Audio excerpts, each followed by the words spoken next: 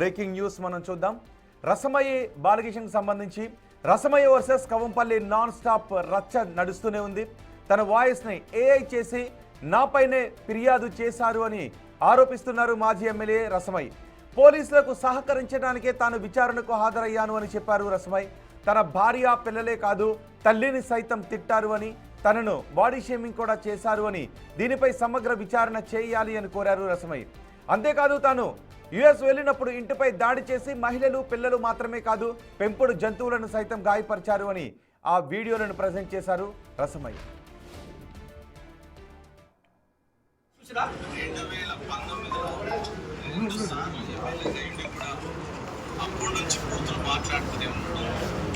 నేను విలేకరుల సమావేశం ప్రవేశపెట్టలేదు. ఆ విలేకరులు వస్తే కూర్చొని చిట్ చాట్ లోపల ఒక డిస్క్రిప్షన్ ఉండాలి. వాళ్ళు ఏదైనా రాస్తే ఇట్లా రాయాలి.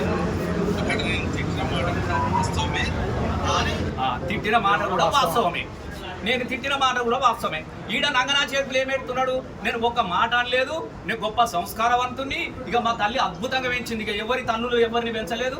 మా తల్లులేమో రోడ్ల మీద పడేసి చెత్త కుప్పలలో పడేసింది. ఆయనను మాత్రం గొప్పగా పెంచిన ఇంత నీచమైనటువంటి అబద్ధాలు సిగ్గని అనిపించాలి కదా. కనీసం నేను మాట్లాడుతున్న అబద్ధం అని అనిపించాలి కదా. నన్ను తిడితే తిట్టుడే, విలేకరులను కూడా తిట్టుడేనే. వాస్తవంగా నాకు ఏం సంబంధం ఇది?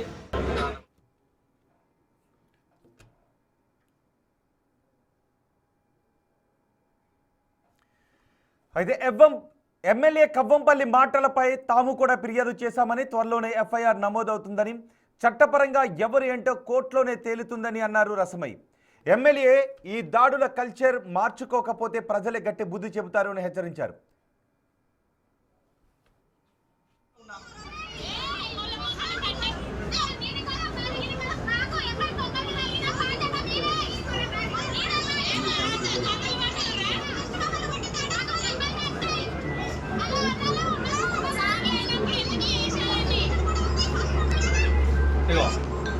తిట్టి నన్నే తిట్టి నేను అమెరికాలో ఉన్న సమయంలో అక్కడ పాపం ఆడవాళ్ళు చిన్నపిల్లలు ఉన్నారు, పని చేసుకుంటూ ఉన్నారు. నా దానిలో కోళ్ళు ఉన్నాయి, పశువులు ఉన్నాయి. రాళ్ళతోని విచక్షణ రహితంగా కొడుతూ ఉంటే నా కుక్కల పిల్లలకు దెబ్బలు తాకినాయి, మహిళలకు దెబ్బలు తాకినాయి. వాళ్ళు అరుస్తూ ఉన్నారు, అరే మా మీకు దెబ్బలు తాకుతున్నారా నాయన, కొట్టకురా అంటే ఇలా ఒక చెడ్డి గ్యాంగ్ని మోగు చేసిండు. మానకొండ నియోజకవర్గంలో ఒక చెడ్డి గ్యాంగ్ బయలుదేరింది. నేను ఒకటే చెప్తున్నా, వాళ్ళకు కూడా ఒక్కసారి దాడులు చేసిరు. రెండో సీఎం రిలీఫ్ ఫండ్లో దొంగతనం జరిగిందనంటే అప్పుడు కూడా దాడులు చేసిడు, అవి కేసులు అయినాయి, అది వాస్తవం అని తేలినది. ఇంకోసారి మాట్లాడుతూ ఉంటే మళ్ళొక్కసారి దాడులు. ప్రతిసారి నా ఇంటి మీద దాడులు. ఎక్కడన్నా దాడులు జరిగినాయా 10 సంవత్సరాలలో మీరు చూడండి.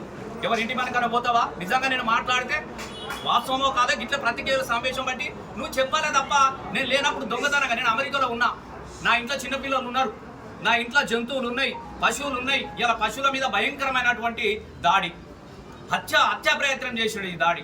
నేను వాళ్ళకు కూడా చెప్తా ఉన్నా, నేను వేరే ఉద్దేశంగా నేను అమెరికాలో ఉన్నప్పుడు ఈ దొంగతనంగా వచ్చి ఇంటెన్కే వచ్చి ఆనంగా చెట్ల పొదలలో వచ్చి రాలేయించాల్సినటువంటి అవసరం ఏమున్నది పాత ఎమ్మెల్యే గారికి అని నేను అడుగుతా ఉన్నా. దయచేసి ఇది ఏం సంస్కారం అని అడుగుతా ఉన్నా, ఇది ఎడి తీసుకోపోతావని నేను అడుగుతా ఉన్నా. నువ్వు మంచిగా పని చేసుకోమని చెప్తా ఉన్నా. చర్చ పెట్టి మన దేని మీద? రేపు అభివృద్ధి మీద చర్చ పెట్టు. అభివృద్ధి మీద మాట్లాడదామంటే ఎవరు కూడా సిద్ధంగా ఉంటారు. కానీ ఎవరన్నా మాట్లాడితే వాళ్ళ మీద దాడులు చేయాలి, మాట్లాడితే కేసులు పెట్టియాలనే సంస్కృతి అనేది మంచిది కాదు. గౌరవనీయమైనటువంటి ఎమ్మెల్యే గారు కూడా నేను చెప్తా ఉన్నా. రసమయి కవ్వంపల్లి ఈ ఇష్యూలో ఏం జరుగుతోంది, దీనిపై పూర్తి సమాచారం అందించడానికి మా ప్రతినిధి శ్రీనివాస్ మనకు అందుబాటులో ఉన్నారు.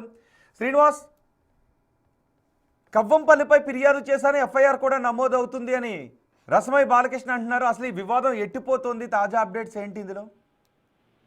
రోహిత్, మానకొండూరు ఎమ్మెల్యే మాజీ ఎమ్మెల్యే మధ్యలో మాటల యుద్ధము కొనసాగుతున్నది. అయితే ఇటీవల రసమయి బాలకృష్ణను ఇటు కవ్వంపల్లి సత్యనారాయణ ఉద్దేశించి ఒక ఆడియో రిలీజ్ చేయడం జరిగింది. ఆ ఆడియో సోషల్ మీడియా లోపల వైరల్ అవ్వడంతో ఇటు ఎమ్మెల్యే కవ్వంపల్లి సత్యనారాయణ పైన వ్యక్తిగత దూషణలు చేశారని చెప్పి ఎల్ఎండి పోలీస్ స్టేషన్ లోపల ఫిర్యాదు కూడా చేయడం జరిగింది. అయితే దీనిపైన ఇటు ఎల్ఎండి పోలీస్ స్టేషన్ లోపల ఐటీ యాక్ట్ కింద కేసు నమోదు అవడంతో పాటుగా అక్కడ రసమయి బాలకృష్ణ యొక్క ఫామ్ హౌస్ పైన కూడా ఇటు కాంగ్రెస్ కార్యకర్తలు దాడి చేయడం జరిగింది. అయితే ఇద్దరు విడుదల చేసినటువంటి ఆడియో లోపల ఇటు వినడానికి తర్వాత పలకడానికి ఉండే విధంగా అయితే నానా బూతులు ఉన్నటువంటి ఆడియోలు ఆ ఎమ్మెల్యే మాజీ ఎమ్మెల్యే యొక్క వ్యవహార శైలి ఇదేనా అని చెప్పి మానకొండూరు ప్రజలు కూడా ప్రశ్నించుకుంటున్నటువంటి నేపథ్యం లోపల ఇటు ఎల్ఎండి పోలీస్ స్టేషన్ లోపల మాజీ ఎమ్మెల్యే రసమై బాలకిషన్ పైన ఐటీ యాక్ట్ కింద కేసు నమోదైనటువంటి నేపథ్యం లోపల ఇటు విదేశాల నుంచి వచ్చినటువంటి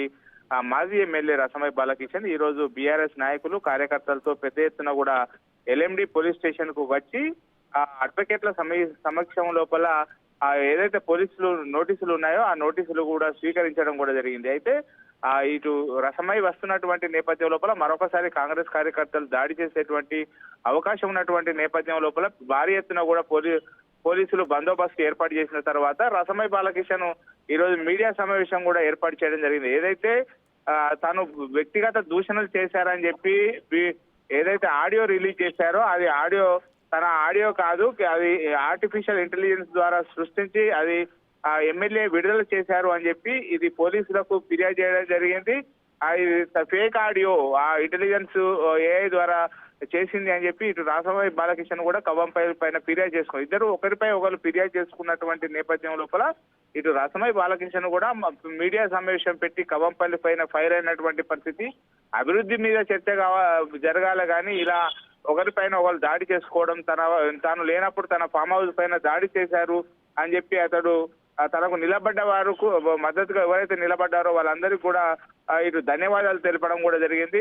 తనను వ్యక్తిగత దూషణతో ఇష్టం వచ్చినట్టు సారంగా ఇటు బండ బూతులు ఎప్పుడు కూడా తిరుగుతున్నాడు. ఒక ఎమ్మెల్యే వైఖరి ఇదేనా అని చెప్పి కూడా రసమై ప్రశ్నించినటువంటి పరిస్థితి కాదు. ఏదేమైనప్పటికీ ఇటు ఒకరిపై ఒకరు ఫిర్యాదు చేసుకోవడంతో ఇటు రసమై బాలకిషన్ పైన అయితే మానకొండూరు పోలీస్ స్టేషన్ లోపల కేసు నమోదు అవడం కూడా జరిగింది. ఇప్పుడు మానకొండూరు లోపల వీరిద్దరి మాటల యుద్ధం కాస్త ఆర్ట్గా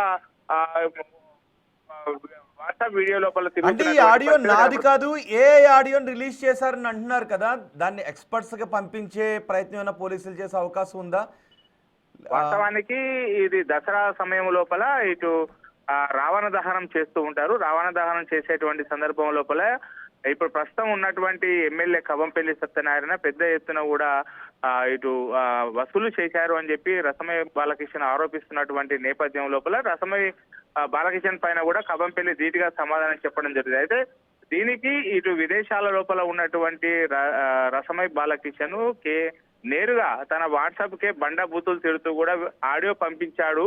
ఆ ఆడియో బండ బూతులు తిట్టుతూ వినడానికి కూడా అసహ్యంగా ఉంది అని చెప్పి అయితే ఇది సోషల్ మీడియా లోపల కూడా వైరల్ అయినటువంటి నేపథ్యం లోపల ఆ ఆడియో పైన ఇటు ఫిర్యాదు చేయడం జరిగింది. అయితే ఇప్పుడు మాత్రం రసమై బాలకిషన్ ఆడియో తాను పంపినటువంటి ఆడియో కాదు, అది ఆర్టిఫిషియల్ ఇంటెలిజెన్స్ ద్వారా రూపొందించారు అని చెప్పి అయితే చెప్తున్నటువంటి పరిస్థితి కనబడుతుంది.